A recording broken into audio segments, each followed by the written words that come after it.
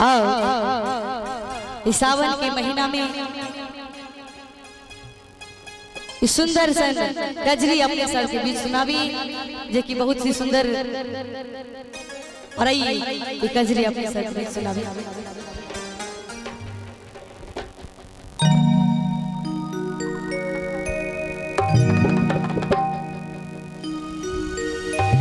कब कईनी नतिजिया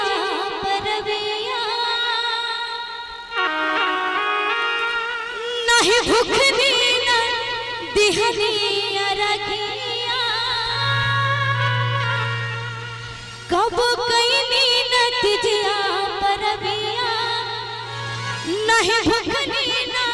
दिहनिया रखिया राजा कि हो राजा कि हो राजा कि हो राजा मन करे पहला तुम्हारी बाबा बदले धारी राजा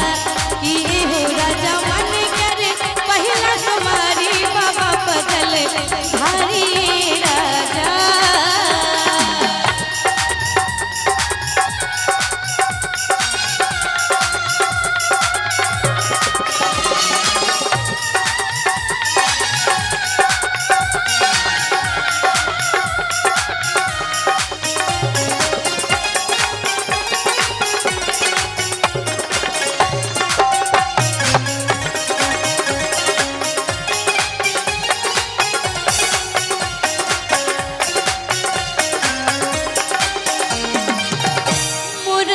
ससुराल के